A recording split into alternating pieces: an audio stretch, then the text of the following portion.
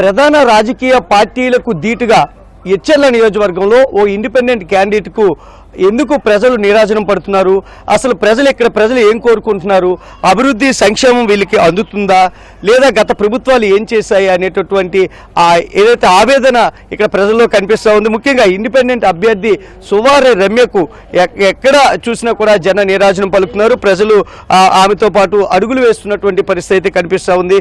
ముఖ్యంగా ఆవిడ ప్రచార పర్వంలో ముందుకు వెళ్తున్నారు. అసలు ఈ నియోజకవర్గంలో మీరు ఇన్ని రోజులు ప్రచారంలో చూశారు, ఎలా అనిపిస్తుంది, ప్రజల నుంచి ఎలాంటి స్పందన వస్తుందమ్మా? మేము ఈ ఎచ్చెర్ల నియోజకవర్గంలో అనేక గ్రామాలు వెళ్ళున్నామండి. ఆల్మోస్ట్ ఇంకా నాకు తెలిసి 95% కంప్లీట్ అయిపోయింది. సో మేము ఎక్కడికి వెళ్ళినా కూడా విశేష స్పందన అయితే లభిస్తుంది. ఎందుకంటే ఎచ్చెర్ల అనేది ఒక వెనకబడిన నియోజకవర్గం కాదు, వెనక్కి నెట్టేసిన నియోజకవర్గం. అంటే ఇక్కడున్న అభివృద్ధికి వాళ్ళు తిలోదకాలు ఇచ్చేశారు. ఇప్పుడు ఉన్న అధికారులు కానీ, అంతకు ముందున్న ఎమ్మెల్యేలు కానీ, ఇప్పుడున్న సిట్టింగ్ ఎమ్మెల్యే కానీ ఎవరూ కూడా వాళ్ళ స్వప్రయోజనాల కోసమే పనిచేశారు తప్ప ప్రజల ప్రయోజనాల కోసం, ప్రజల భవిష్యత్తు కోసం మాత్రం ఏమాత్రం పనిచేయలేదు. మేడం గారు, మనం చూసుకున్నట్లయితే ఎచ్చెర్లో మీతో పాటు మేము వస్తున్నాం. పల్లె ప్రజలు మీకు స్వాగతం పలుకుతున్నారు. ప్రజలు ఏం చెప్తున్నారు, ఇక్కడ ఏ సమస్య ఉందని చెప్తున్నారు, ఏంటంటున్నారు? మేము ఎక్కడికి వెళ్ళినా కూడా ఒకటి త్రాగునీరు లేకపోవడం, లేదు సాగునీరు లేకపోవడం, మరియు వలస వెళ్ళిపోతున్నారండి ఇక్కడి నుంచి ప్రజలు.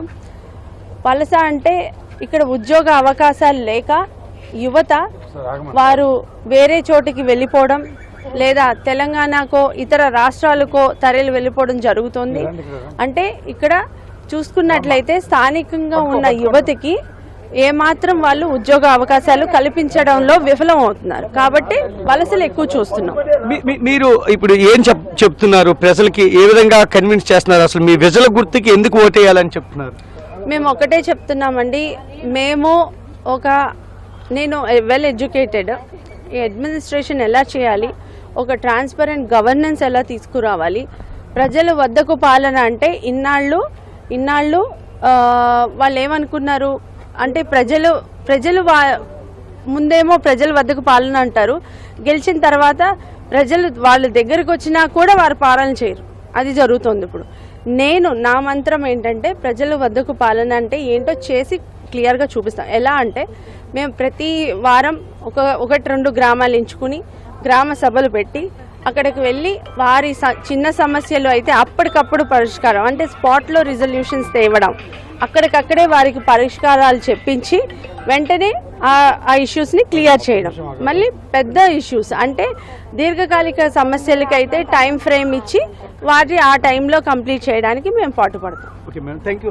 ఇది మనం చూడొచ్చు, ఎచ్చెర్ల ఇండిపెండెంట్ అభ్యర్థిగా ఉన్నటువంటి సువారి రమ్య చెప్తున్నారు. ముఖ్యంగా ఏదైతే మాకు విశేష స్పందన లభించడానికి ఇక్కడ ఎచ్చెర్లలో ఉన్నటువంటి ఏదైతే అభివృద్ధి లేకపోవడం, వలసలు, ఇవన్నీ కూడా ప్రజలు పడుతున్నటువంటి బాధలు మాకు గట్టెక్కిస్తామనేటటువంటి ఒక ఆశతోనే మా వెనుక ప్రజలు వస్తున్నారు. సో ఏదైతే ఇండిపెండెంట్ అభ్యర్థిగా ఉన్న నాకు అత్యధిక మెజార్టీతో గెలిపించాలని అయితే ఆవిడ ప్రజలను కూడా అభ్యర్థిస్తున్నటువంటి పరిస్థితి. కెమెరా పర్సన్ సురేష్తో పిఎస్ నాయుడు, ఎన్టీవీ, శ్రీకాకుళం.